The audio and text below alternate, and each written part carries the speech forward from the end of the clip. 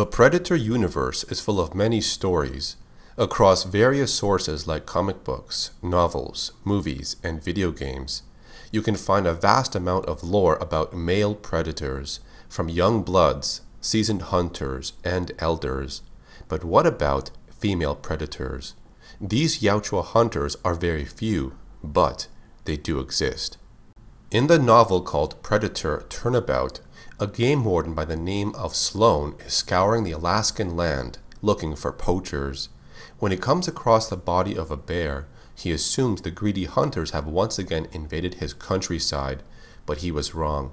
The bear was killed by something else, something not from this world.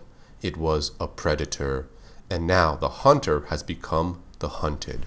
By the end of the story, Sloan and his wife survive a battle against another predator. But their story does not end there.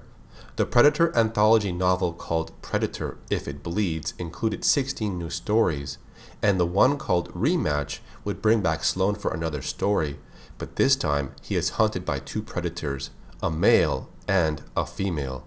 Around 9 years after the incident in Alaska, Sloan has now grown old, and along with his wife Mary, they live a quiet life in the Oregon forest. While they think their encounter with the predator is over, little do they know that they are being hunted once more.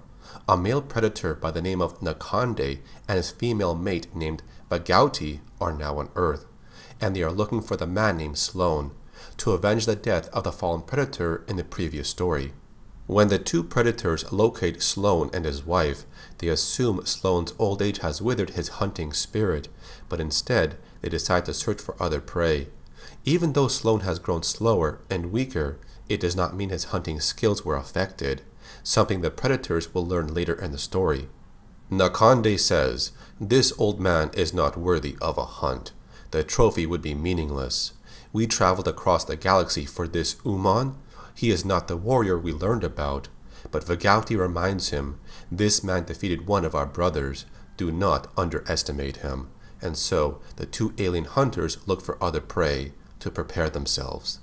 They end up taking out some bikers growing a meth lab. The gunfire alerts Sloan that the alien hunters are back. Nakande says, "Little sport here, just target practice." Vagouti responds with, "They were inept, but they were what was available for now." Hoping that Sloan still has some of his former skill, they both agree to then look for Sloan, the sniper. But Nakande still doubts that Sloan is worthy prey, saying that he is not scared by a mere story. He boasts of the time when he defeated a Kyande Amida in single combat, and an old Uman is easy prey for him. As Sloan and Mary make their way to the bikers' location, they bring along some firearms and ghillie suits. They set up a sniper point and wait. As time passes by slowly, Sloan mentions his eyes have not faded over time. He knows the alien hunters have stealth camouflage, but he knows what to look for.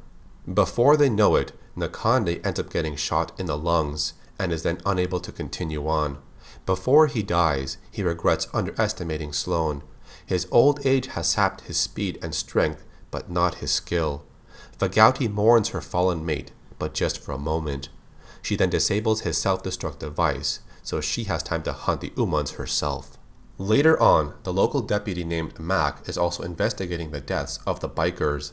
He comes across Sloan and Mary in the woods, and they explain something is hunting them. Vagouti locates the Uman's vehicles and disables them with her wrist blades. She then hides in the trees, patient and waiting for her prey. All the Yautja before her had failed in hunting Sloan. She would not make the same mistake. The old Uman and her mate were no less deadly than the stories she heard, and now her plan was to kill them quickly. While she waited for them at another location, she identifies a new target helping Sloan. A vehicle is then brought in to help Sloan escape. Vagouti decides to kill them all when they enter the car. When Sloan fakes himself entering the car, he aims and fires towards a large branch that could support the weight of the predator. Sloan's shot hits something for sure, and then he hears the sound of something hitting the ground. Sloan rushes in and pulls out his revolver, firing at Vagouti's body some more. Her body was smaller and thinner than the last predator. They realized it was a female. Vagouti activates her self-destruct device and then dies, but Sloan and the others manage to escape the blast radius and survive.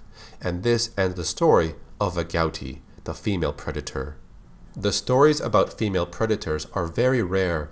I did cover 2 others called Sister Midnight and Big Mama, so you can check out those videos if you want to learn more about them. If you enjoyed this video, I'll appreciate a thumbs up rating. I cover a lot of videos around predator lore. If you want to see more of that stuff, make sure you subscribe to my channel and turn on notifications. I'm also on Twitter and Instagram if you want to follow me on those platforms. Thanks for watching. My name is Carlos, or Acid Glow, and I'll see you on the next hunt.